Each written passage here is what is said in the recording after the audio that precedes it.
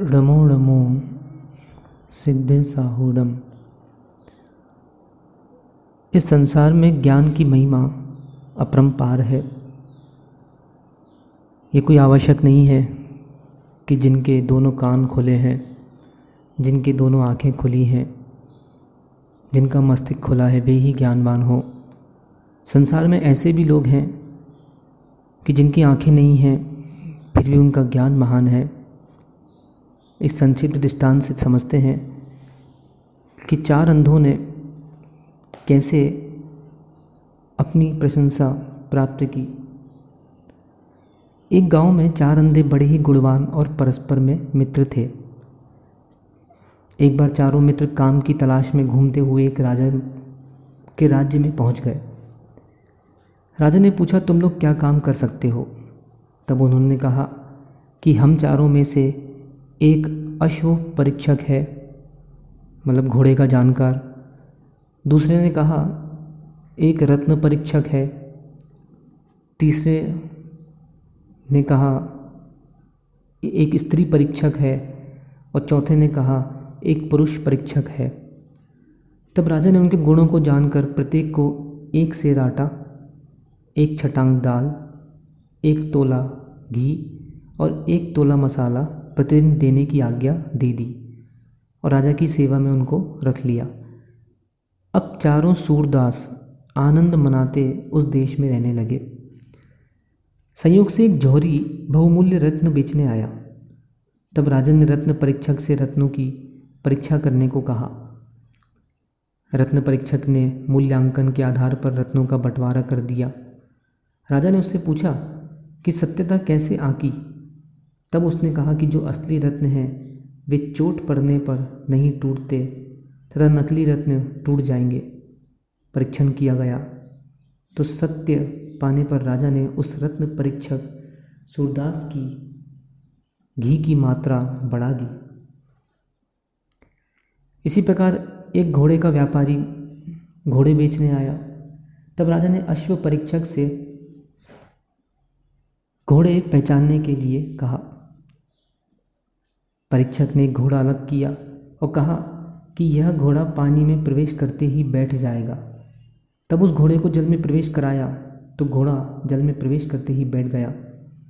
राजा ने पूछा कि तुमने कैसे अनुमान लगाया? तो परीक्षक बोला, मैंने घोड़े की नाड़ियाँ और अंगों को टटोल कर देखा तो मुझे इसके पेट की एक नस ऐसी मिली जो सामान्य से अधिक मोटी थी। तब मैंने अनुमान लगाया कि इतनी मोटी नस तो भैंस की पाई जाती है। इस प्रकार अनुमान लगाया कि इस घोड़े की माँ ने भैंस का दूध पिया है, जिसकी गर्मी का अंश इस घोड़े में भी आ गया।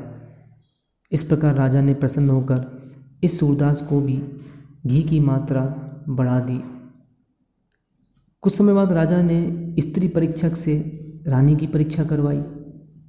तब वह बोला कि हे राजन, तुम्हारी रानी छत्राणी नहीं है, अर्थात रानी की माता पिता एक वर्ण के नहीं हैं, अथवा यदि पिता क्षत्रिय है तो माता कोई और है।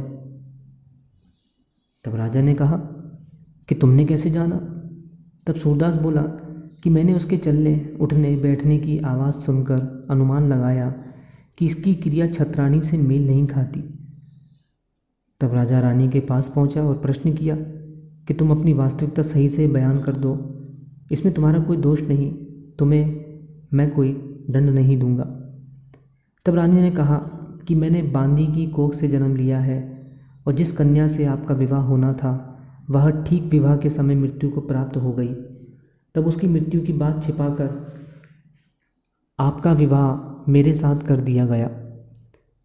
तब राजा ने सारी बात शांतिपूर्वक सुनी और दरबार में जाकर उस सूरदास के घी की मात्रा भी बढ़ा दी। अब अंत में बचा पुरुष परीक्षक। उस पुरुष परीक्षक से अपने बारे में पूछा। तब वह बोला कि हे राजन, आप परीक्षा ना करवाएं तो अच्छा होगा। अगर आप नहीं मानते तो जितना मैं बताऊं उसी पर संतोष कर लेना। वैसे तो मैंने आपका परीक्षण पहले ही कर लिया था। इसके बाद परीक्षक ने परीक्षण करके कहा कि आपके अंदर बनियों जैसा स्वभाव है। इतना सुनकर राजा के मन में उथल पुथल मचने लगी। राजा अपने मन में विचार करने लगा कि सच है, अग्नि, जल, नदी, सर्प, सिंह, स्त्री, जुआरी, चोर और जार आदि कुटिल स्वभाव वालों का क्या विश्वास। यह विचारता राजा राजमाता के पास पहुंचा और बड़ी नम्रता से पूछा कि माता, भविष्य बड़ा बलवान है और समय की चपेट में बड़े बड़े बलवान देव, चक्रवर्ती आदि भी आ जाते हैं। यदि इसी प्रकार आप भी किसी चपेट में आ गई हों तो कोई असंभव नहीं सच सच बयान करना कि मेरे स्वभाव में क्षत्रियोचित गुण क्यों नहीं। राजमाता ने कहा कि हे पुत्र, एक दिन मैं छत पर बैठी श्रृंगार कर रही थी और उसी समय कल्याण राय सेठ अपनी छत पर बैठा हुआ सुंदर रागिनी गा रहा था। अचानक उससे मेरी नज़र टकरा गई और समय पाकर दुर्भावना ने जन्म लिया और उसी रात्रि तू मेरे गर्भ में आया हो सकता है। इस प्रकार आई दुर्भावना का असर तेरे ऊपर पड़ गया। मुझ पर विश्वास करो, इसके अतिरिक्त और कुछ भी नहीं। इस प्रकार राजा सभी बातों की जानकारी हासिल कर दरबार में आया और इस पुरुष परीक्षक सूरदास का वेतन भी बढ़ा दिया और चारों सूरदास आनंद से राजा के दरबार में रहने लगे। उन चारों ने भली भांति अपनी विद्याएं ग्रहण की थी। यही कारण रहा कि राजा की परीक्षा करने पर वे खरे उतरे। हमें भी शास्त्रों का पूर्ण ज्ञान प्राप्त करने का प्रयत्न करना चाहिए है। इस लघु कथा से हमें यह सीख लेना चाहिए है कि जब आँखों के अंधे सूरदास इतने ज्ञानवान बन सकते हैं, परीक्षक बन सकते हैं, तो जिनकी आँखें हैं वे क्यों नहीं। कि समय बर्बाद मत करो, समय बर्बाद कर देगा। आदि जिणेंदम जयदु जयदु।